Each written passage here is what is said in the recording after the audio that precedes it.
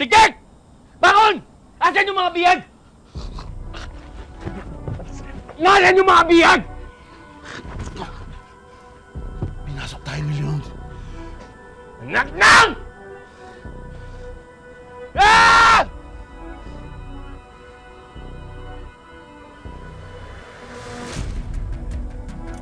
Hanapin niyo si Leon, pati yung mga kasama niya, patayin niyo! Dalhin niyo ng buhay sa akin si Leon. Ako ang papatay sa hayop na yun! Bilisan niyo na!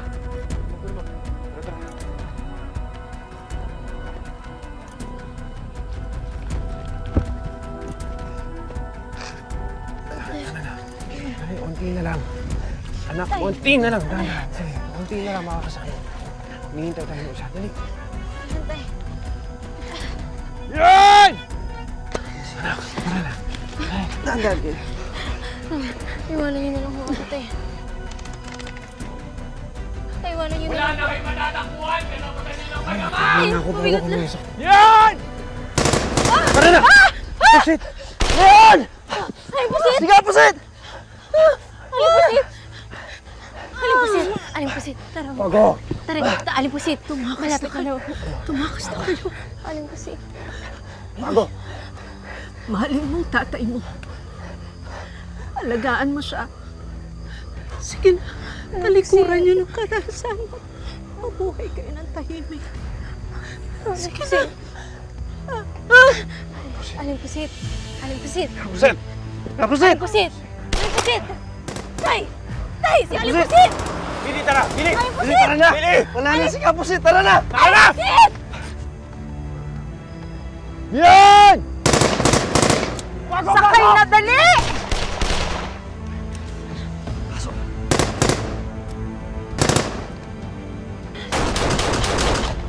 Aling pusit! Aling pusit! Yan!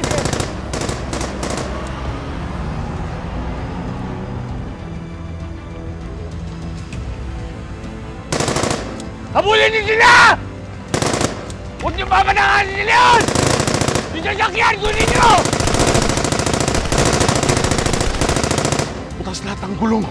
Na!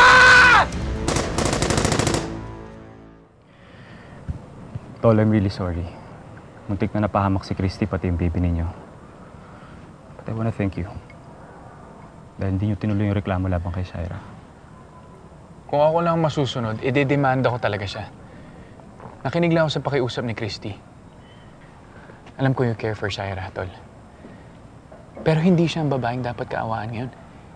Hindi siya yung naging biktima dito.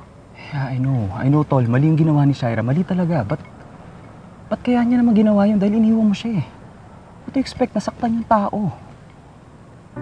At saka, hindi naman siya magiging sobrang desperate if hindi mo sinira yung buhay niya. So, Tol, huwag mo sabihin si Christy lang ang biktima dito. Dahil pati si Shaira nagrabyado dito. Hindi ko naman tinatanggi na may kasalanan ako sa kanya. Pero hindi pa rin sapat yung para gawin niya yung ginawa niya. Paano kung nainom ni Christy yung abortion pills? I-justify mo pa rin ba kung may nangyari sa anak namin? Alam mo, hindi kita binabawalan, Jeff. Pero paano mo magagawang mahalin ang isang kagaya ni Shaira kung pinapakita niya sa'yo yung tunay niyang kulay? Ano gusto mo gawin ko? Iwanan ko si Shaira tulad ng ginawa mo? Tol, hindi ko kaya.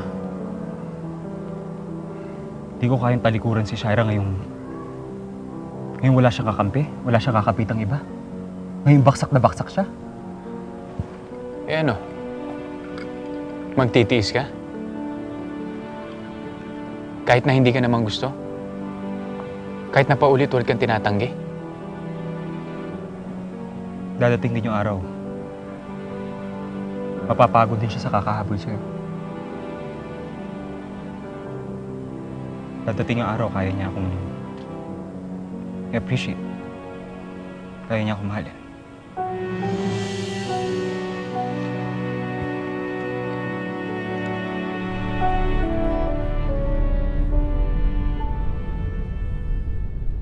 Maraming salamat kasi kung hindi ka dumating, siguro patay na kaming tatlo. Pero Leon, saan tayo pupunta? Hindi na tayo pwedeng bumalik doon sa bahay ko. Tsak na aabangan tayo doon nila Alakdan. Leon. Oh, anong kailangan mo? Tantanan mo muna lahat ng ginagawa mo, tapos bumalik ka agad dito sa Manila. Now na. Okay, bakit biglang nagbago yung ihip ng hangin? Eh, di ba dati pinapaalis mo ako, ngayon pinapabalik mo ako? Basta may natuklasan ako, may discrepancy dun sa papers nila Jordan tsaka ni Christy. Tagalugin mo. Basta, may mali dun sa papeles nila. Dun sa DNA test nila. Alam mo, feeling ko, pineke nila yung result. Ibig sabihin, may posibilidad na ikaw ang ama ng pinagbubuntis ni Christy.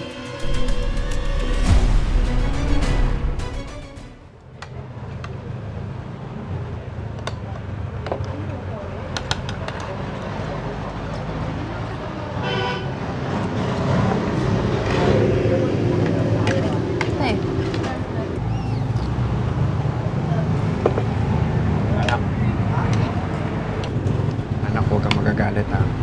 Alam ko naman kasi na gusto mo nang lumayo at magkaroon ng tahimik na buhay. Pero kasi si Tita Shaira mo may nakuhang ebidensya na magpapatunay na ako yung ama dun sa dinadalang bata ni Bangus.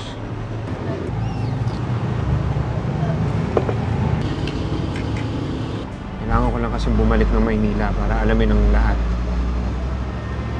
Kung totoo nga na ako ang ama ng dinadala niyang bata, babawiin ko sila. Naintindihan ko po kayo, Tay. Pero kung pupunta po kayo ng Maynila, sasama ako. Tay, hindi ako papayag na magkahiwalay ulit tayo. Wala na rin akong uuwian. Hindi na ako maaaring bumalik doon. Kaya kung papayag ka, sasama na lang ako sa inyo.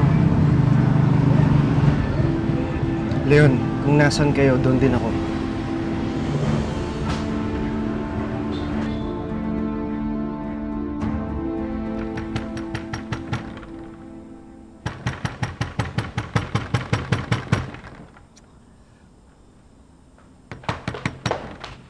Sandali! Kalampag naman to.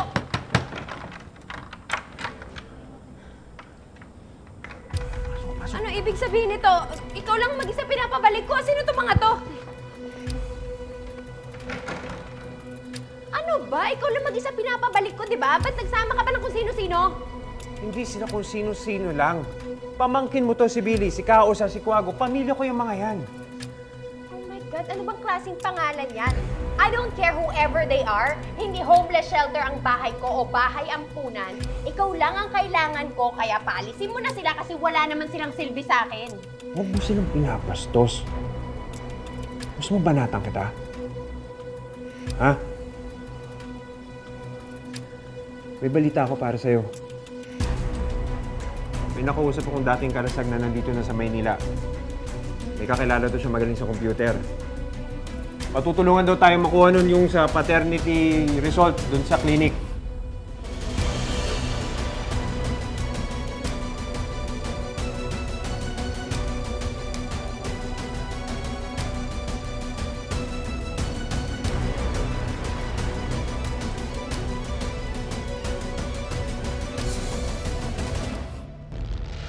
Ano bang kailangan niyo? Kailangan naming malaman kung anong result ng paternity test ni Jordan Manansala. Kaya mo bang gawin yan? Ma, hindi ko na kaya. Hindi ko na kayang itago yung totoo kay Jordan. I will not let you. I'm sorry.